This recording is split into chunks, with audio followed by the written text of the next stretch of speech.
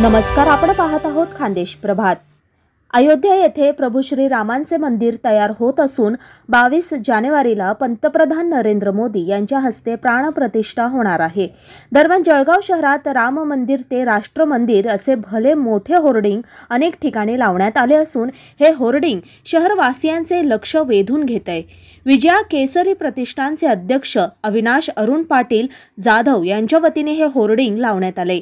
दरम्यान येणाऱ्या जळगाव लोकसभा मतदारसंघातून निवडणूक लढविण्यासाठी ते इच्छुक असल्याची चर्चा आहे।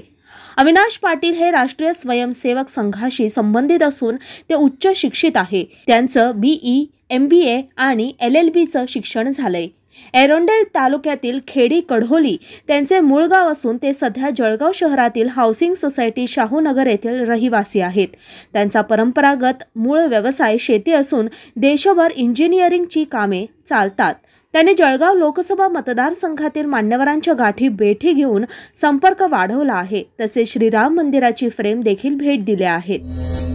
जसं माननीय मोदीजी आता अमृत काळामध्ये आपल्या भारताला एका दिशेकडे घेऊन चालले आहेत। त्यांनी आताच आपण सगळे ऐकलं असेल की एक जो नवीन भारत आहे तो आता अमृत काळामध्ये घडवायचा आणि तो घडवणारी जी पिढी आहे ती आत्ताची तरुण पिढी आहे, ती पुढच्या 25 वर्ष या विषयावर काम करणार आहे।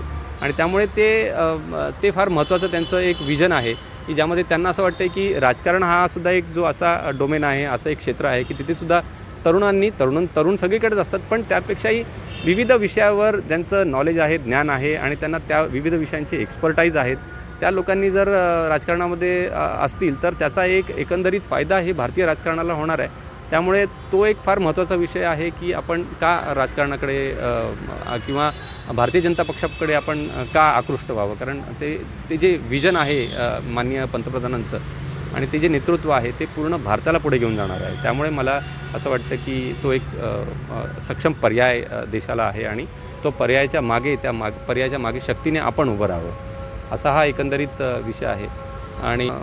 आणि नातीगोती अशी असतात, कारण हा जो सगळा भाग आहे आपल्या अहिराणी भाषिक जो भाग आहे तो इतका क्लोजली म्हणजे असा पूर्ण तो एकमेकांशी इतका घट्ट विणलेला आहे की त्यांची नातीगोती फार खोलवर अशी पसरलेली आहे। त्यामुळे संपर्क असा हा दांडगा होतो। त्यामुळे तो पण एक ॲडेड ॲडव्हान्टेज कुठल्याही व्यक्तीला ज्याचे आई आणि वडील दोन्ही, म्हणजे माझे वडील एरंडोलकडून आणि माझी आई पारोळ्याकडून असं असताना मला असं वाटतं की हे सगळ्या गोष्टी मला खूप जास्त इथे फेवर करतात आणि त्यामुळे मी एक सक्षम पर्याय आहे।